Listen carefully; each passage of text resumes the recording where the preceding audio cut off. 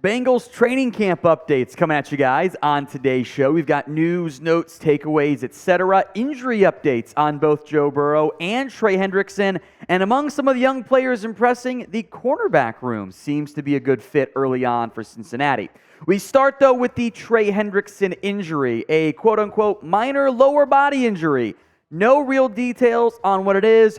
Always reminds me of my days covering hockey, where hockey players had two body parts. Upper body, lower body, nothing else. This could be a hamstring, could be a groin, could be a calf, could be an ankle, could be a toe, whatever it is. Seems like it's very minor, and the Bengals are just being extra cautious. There's no reason to rush Hendrickson, a proven vet, back, especially having just signed a one-year deal worth $21 million, an extension, I should say, for Hendrickson.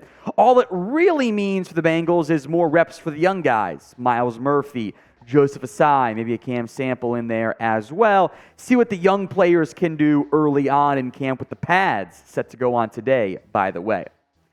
We are 45 subs away from 3,500, and I guarantee there are at least 3,000, or at least 45 of you who are not subscribed who are watching today's show. We want to do more Bengals videos, but we need you guys to subscribe. Otherwise, there'll be other videos we do here. I'm forced to do here, I should say, at Chat Sports. Get to 3,500, the opportunity remains for a Week 2 preseason watch party. I want to do it, so make sure you guys are subscribed. Updates here on the Joe Burrow injury status. He was not at practice Monday, but he was in the locker room afterwards. He was not limping, no boot, cart, whatever, had a calf sleeve on. It's a pretty good indication the calf injury isn't that severe. Normally, you would oftentimes see just a precautionary boot to keep the calf stabilized. That was not the case there. Likely will sideline Burrow for the rest of camp and the preseason, but this is the update here from Ian Rappaport. It does not sound, Rapp says, like anyone here is worried about Joe Burrow missing Week 1. All eyes are on Week 1 for Joe Burrow. It's going to be a thing where we're probably not going to see him for the balance of the preseason. Why he used the word balance, I don't really know. It's kind of a weird way to... The rest is the word you're looking for there. There's no balance. I haven't played any games yet. Anyway, being back for Week 1, which does sound like the expectation here for Burrow and company, is a big deal. That is a very good sign for the Bengals, who, make no mistake, really wanted to have Joe Burrow out there for the first game of the season. Sounds like that's the direction everything is trending, so bullet dodge there. Now, what is your confidence level in Joe Burrow staying healthy? Hasn't always been his best feature. Missed a lot of time in camp and in preseason stuff, which is not nearly as impactful as actual games. But be honest with me. It is today's pinned comment, so if the ad comes here on YouTube, take advantage of it. Head down there, scale it for me from 1 to 10, especially if the ad comes here. Go vote in the pinned comment. The Bengals quarterback room then, with Joe Burrow out, remains a Trevor Siemian, Jake Browning battle, with Reed sent it there just to be an extra camp arm when you need the opportunity there. For now, it's going to be a rotation of both players with the ones. Jake Browning got the first crack at it on Monday. He'll get it on Tuesday. Siemian will get the first crack with the ones and stay out there with them on Thursday and on Friday. Jake Browning, great notes here from Jay Morrison, now over at Pro Football Network. 11 of 15 in team drills, 8 of 13 for Trevor Siemian. Browning has not played a real NFL game, has only gotten chances in the preseason. If we believe the Bengals, a team tried to poach Browning off the practice squad last year. Maybe the Dolphins, they were pretty decimated by quarterback injuries last year. Maybe the 49ers, they had a bunch of those too. Those kind of reared their ugly head more later in the season. But that's the claim there. Siemian, meanwhile, seemed like he had the better OTAs off-season time frame, and he's played more games. Played but a notable amount of NFL games. Played 2 last year for the Chicago Bears, subbing in light of various injuries at the quarterback room in Chicago. Didn't have his best stuff. He's not a premier player. If either of these guys are playing real games for you, if they're playing real snaps, probably means something's gone horribly wrong, or maybe horribly right. And it's a fourth quarter game, but they playing snaps that matter. It's not a good thing.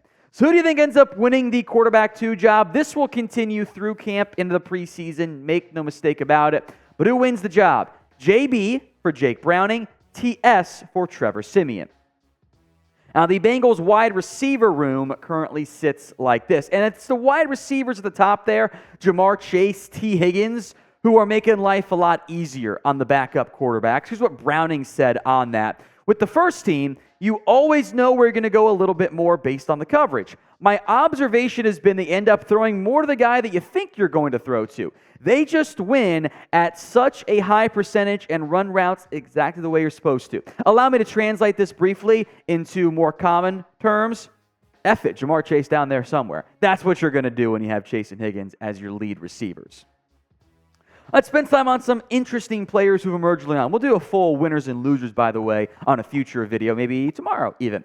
DJ Turner has really impressed in camp. The speed is evident, and he stepped up during his chances and reps with the first team. You might have seen some of the more viral highlight videos of some contested catch situations Turner has been able to break up passes on. He's broken up a pretty good amount of them so far, which is a very promising sign for a first-year corner. Life as a rookie corner isn't always easy. It can actually be very challenging, but Turner's showing some flashes so far. Here's what head coach Zach Taylor said.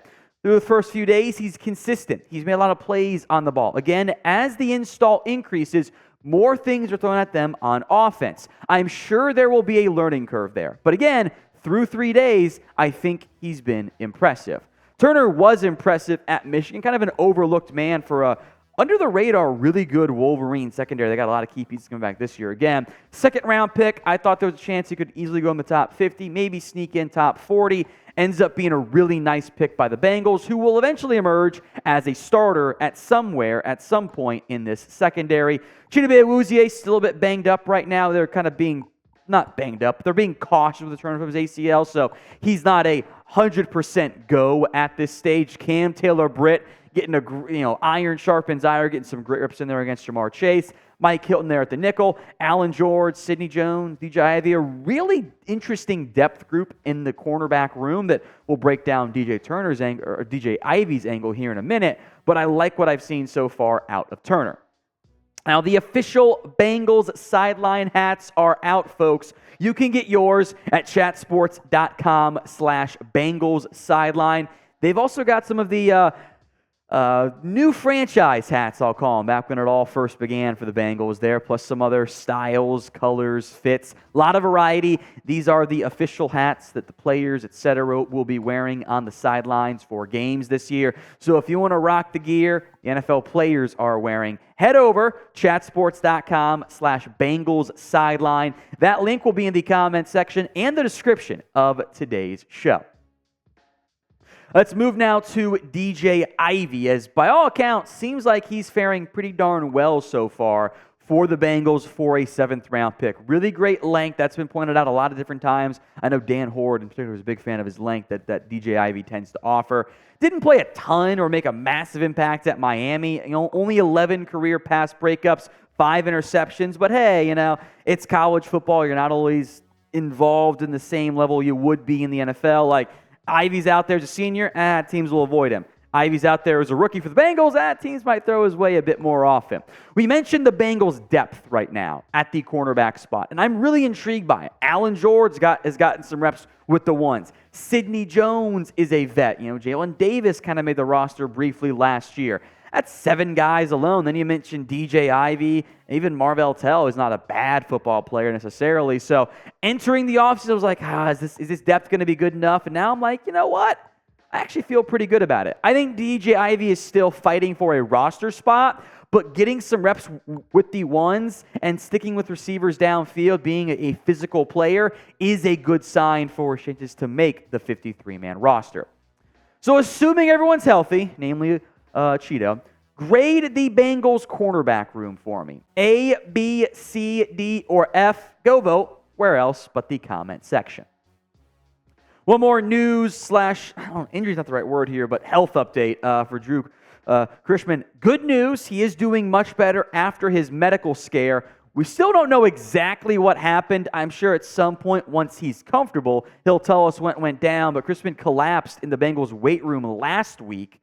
Had some tests done, had a minor procedure done as well, did not disclose what the procedure was, out of the hospital, was in the Bengals locker room, sounds like he's doing way better, did have a little bump scratch on his head from when he fell, by the way, said he hopes to be back next week for the Bengals as he tries to reclaim that starting punter job in the battle with Brad Robbins. But good news is he's doing well as a person, and the football stuff should resume in the not-too-distant future.